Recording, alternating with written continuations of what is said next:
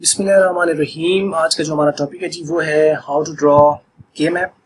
के मैप को कैसे ड्रॉ करना है। देखिए ये जो वीडियो है ये स्टेप्स वाली है, इसके अंदर किसी तरह की हम कोई एग्जांपल वगैरह शेयर नहीं करेंगे। लिहाजा ये वीडियो जो बगैर एग्जांपल को देखें, क्योंकि एग्जांपल्स के ऊपर वीडियोस हमारी मौजूद है, बाकी आप वो पहले वो देखें, लास्ट पे ये स्टेप्स देखें, या एक बार इनको देख लें फिर वो वीडियो देखें फिर इन स्टेप्स पर आए, तब आपको ये बात समझ आएगी। क्योंकि साथ साथ मैं एग्जांपल इसकी कोशिश करता हूँ, मैं इसको जो है वो आपको समझा पाऊँ, लेकिन मुश्किल हो जाएगा थोड़ा सा, इसलिए इन स्टेप्स को आपने गौर से देखना है कि ये एक्चुअल में है क्या। तो बाकी जब तक आप इसके एग्जांपल्स को नहीं देखेंगे तब तक आपको बात समझ नहीं आएगी, ठीक है। क्योंकि क्या हो रहा है, कैसे करना है, क्या हो रहा है, वो सारी बात आपको जो है वो ऊपर से गुजरती जाएगी। इसलिए जो एग्जांपल है उसकी वीडियो को देख लें, फिर आपको ये बात समझ आएगी। लेकिन ये स्टेप्स चूंकि हमने इस वीडियो के अंदर सिर्फ स्टेप्स कवर करने हैं, 12 स्टेप्स हैं टोटल के मैप को ड्रॉ करने की, और कुछ मुश्किल नहीं है। ये असल में जैसे जैसे जो जो चीज़ हमने करते जाना है वही यहाँ पे लिखी गई है। आइए इसको शुरू कर लेते हैं। जैसे कि आपको शुरू में बताया था कि जो के मैप हम जो है वो बना रहे हैं उसमें एसओपी फॉर्म भी हो सकती है और पीओएस फॉर्म भी हो सकती है। तो ये कोशिश मैंने किया है कि दोनों इसके अंदर कवर अप हो जाए। तो बाकी ज़्यादातर जो क्वेश्चन पेपर की पॉइंट ऑफ व्यू से इंपॉर्टेंट होता है वो एसओपी और ज़्यादा इंपॉर्टेंट होता है। पीओएस की जो फॉर्म है वो कम ही आती होती है, और 9th क्लास के अंदर जो है उसके अंदर तो पीओएस फॉर्म है ही नहीं, पूरी किताब के अंदर ही नहीं है, एसओपी फॉर्म है, ठीक है। तो आइए इसको शुरू कर लेते हैं। Following steps may be followed to draw K map.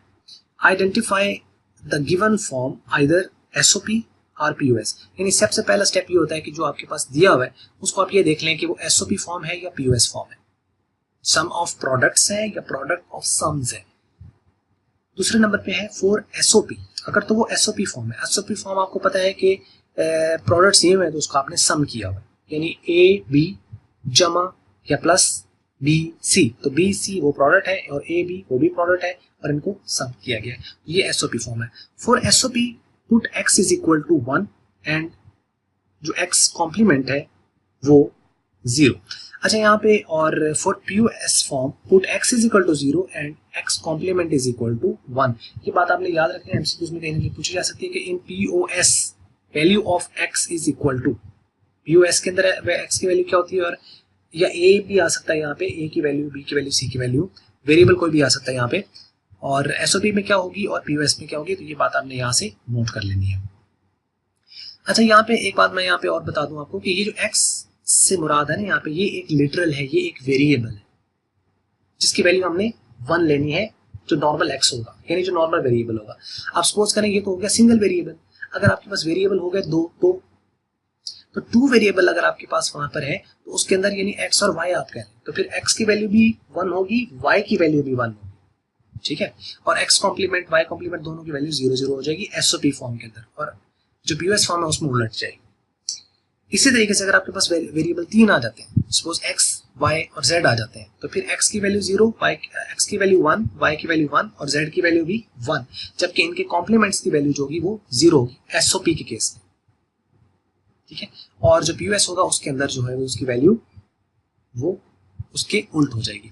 4 variables आ जाए, जैसे कि a है, b है, c है, d है, तो a की वैल्यू 1, b की वैल्यू 1, c की वैल्यू 1, d की वैल्यू 1, और a complement, b complement, c complement और d कॉम्प्लीमेंट इनकी वैल्यू सारों की 0 होगी एसओपी के केस में, और पीओएस में उल्ट हो जाएगी। तो पहला स्टेप है कि आपने ये आइडेंटिफाई करना है कि ये एसओपी फॉर्म दी गई है या पीओएस फॉर्म दी गई है। तो अगर तो आपके पास एसओपी फॉर्म है तो फिर इस रूल के मुताबिक सेकंड स्टेप बन जाएगा, और ये नेक्स्ट यही आपने इसको लेके चलना है, और पीओएस के मुताबिक ये आ जाएगी। उसके बाद है right the equivalent binary of the given expression. जो दिया गया एक्सप्रेशन है उसकी इक्विवेलेंट बाइनरी आपने लिखनी है। एक एक्सप्रेशन जो दिया गया होगा, अब वो बाइनरी कैसे लिखनी है, असल में वो इसी के मुताबिक है, क्योंकि या तो 0 है तो या 1 है, यही बाइनरी है जो हमने लिखनी है। यानी आपके पास सपोज करें वहां पे दिया हुआ है a b c, आप क्या लिखेंगे, उसकी बाइनरी क्या बनेगी, a की जगह भी 1 आ जाएगा, b की जगह भी 1 आ जाएगा और c की जगह भी 1 आ जाएगा। सपोज करें प्लस आगे लिखा हुआ है a कॉम्प्लीमेंट b c, तो a कॉम्प्लीमेंट की वैल्यू 0 हो जाएगी, b की हो जाएगी 1 और c की 1, यानी 0 1 1, तो ये बाइनरी बन जाएगी। तो आपने क्या कर देना है, उसकी बाइनरी लिख लेनी है, जो भी एक्सप्रेशन गिवन है उसकी आपने बाइनरी लिखनी है। चौथे नंबर पर है change the binary into equivalent decimal. फिर वो जो बाइनरी बनेगी, सपोज आपके पास बनी है 100, तो उसको आप कन्वर्ट कर लें डेसिमल में, तो डेसिमल उसका इक्विवेलेंट डेसिमल लिख लें। 101 आई है तो उसका डेसिमल लिख लें, ठीक है, तो वो चौथे नंबर पर आपने उसकी जो बाइनरी आपने उस एक्सप्रेशन की इवैल्यूएट की होगी, आपने उसका इक्विवेलेंट डेसिमल लिख लेना है। पांचवें नंबर पर right the given function in the set of decimal numbers, फिर आपने उसका सेट बना लेना है। सेट कैसे बना लेना है, जैसे हम सेट लिखते हैं कि सम की फॉर्म में सम और प्रोडक्ट की फॉर्म के अंदर पाई जो होता है वो प्रोडक्ट के लिए हम सिंबल यूज करते हैं। आगे आप ब्रैकेट के अंदर कॉमा से सेपरेट करके वो वैल्यूज लिख लेंगे जो भी आपने ऊपर स्टेप 3 के अंदर कैलकुलेट की होगी। ठीक हो गया, तो स्टेप 4 के अंदर जो कैलकुलेट की होंगी उसको आप लिख लेंगे जाकर, तो उनका वो सेट की शक्ल में उनको लिख के जाएगा। उसके बाद हमने क्या करना है कि मेक अ के मैप फॉर गिवन वेरिएबल। अब आप उसका के मैप बनाएं। के मैप का मतलब है कि वो जो हमें टेबल बनाना होता है के मैप का, वो हम बनाएंगे। तो number of the cells are found, अब उसके लिए हमें ये पता होना चाहिए कि उसके कितने सेल्स बनेंगे, तो वो डिपेंड करता है कि उसके अंदर वेरिएबल्स कितने हैं। तो number of the cells are found by the formula 2 की पावर n। अगर 2 वेरिएबल हैं तो उसका मतलब जो है उसके कितने सेल बन जाएंगे, 4 सेल बन जाएंगे। अगर 3 वेरिएबल्स होंगे तो उसके जो है 2 2 4 4 4 2 8 बन जाएंगे, 8 सेल बन जाएंगे। और अगर 4 वेरिएबल्स हैं तो उसका मतलब 2 2 4 4 2 8 8 2 16, तो 16 सेल्स बन जाएंगे। तो ये इस तरह डिपेंड करता है। n रिप्रेजेंट कर रहा है नंबर ऑफ वेरिएबल्स, तो यानी सेल कितने बनेंगे। इस छठे स्टेप के अंदर हमने क्या करना है, वो उसका जो टेबल है वो बना लेना है। नंबर 7 स्टेप कहता है कि put 1 in the relevant cell against the matching value in the case of SOP and put 0 in the relevant cell against the matching value in case of POS. अब ये बात आपको यहाँ पे समझ नहीं आएगी। सपोज करें कि जो ऊपर हमने इक्विवेलेंट डेसिमल निकाले हुए हैं उसके अगेंस्ट कोई ना कोई, सपोज करो वहां पे आपके पास वैल्यू आ गई 1 2 3, ठीक है, और सेल के अंदर वैल्यूज आ रही है 1 2 3 4। तो आप 1 के ऊपर 1 2 3 आई है, इसका मतलब 1 2 और 3 इनके ऊपर आपने 1 लिख देना है।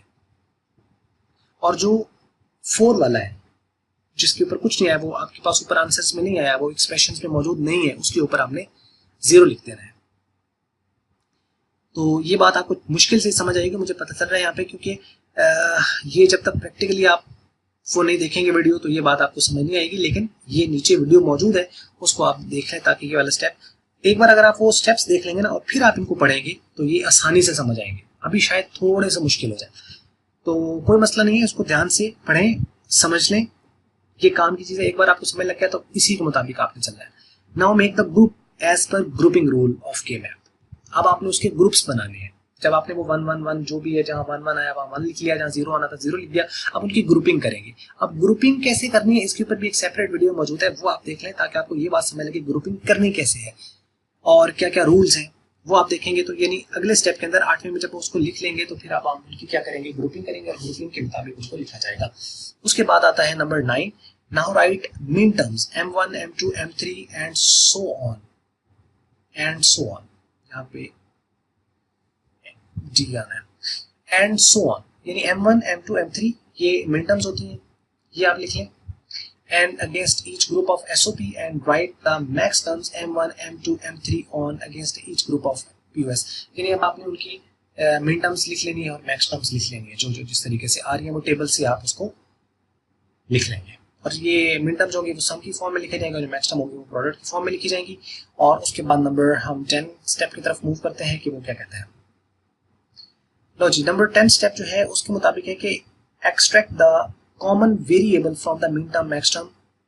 मिन टर्म है तो मिन टर्म में से, मैक्स टर्म है तो मैक्स टर्म में से, formed in the previous step. जो मिन टर्म या मैक्स टर्म जो आपने बनाई है उनमें से अब आपने उसमें से कॉमन वेरिएबल है उसको आपने लिखना है और बाकी को आपने एलिमिनेट कर देना है। यानी जो भी एक एक्सप्रेशन पूरा आपका वो बना होगा मिन टर्म्स का या मैक्स टर्म का, उसमें अब आपने देखना है कि कॉमन क्या है, कॉमन को लिख लेना है, जो अनकॉमन होंगे उसको आपने एलिमिनेट कर देना है। नाउ राइट सम ऑफ मिन टर्म्स, यानी जो कॉमन वेरिएबल्स हैं अब आपने उनका सम लिखना है। नाउ राइट सम ऑफ मिन terms, common variables and the product of max terms, और उनका प्रोडक्ट लिखना है। Right function on left hand side and evaluated expression on the right hand side. जो आपका सम है और प्रोडक्ट है उनको आपने लिख लेना है। उसके बाद आपने जो फंक्शन है उसको लेफ्ट साइड पे और इवैल्यूएटेड जो एक्सप्रेशन होगा उसको राइट साइड पे लिख लेना है। तो इस तरीके से आपका वो फाइनल आंसर आ जाएगा। ये कुछ 12 स्टेप्स थे जिनको हमने 10 मिनट के अंदर इंशाल्लाह कोशिश की कवर अप करने की। तो उम्मीद करते हैं आपको थोड़े बहुत समझ आए होंगे। थोड़े बहुत समझ आए तो वीडियो लाइक कर लें, थोड़े बहुत नहीं समझ आए तो वीडियो डिसलाइक कर लें। और हमेशा की तरह वीडियो देखने का आपका हमेशा की तरह बहुत बहुत शुक्रिया।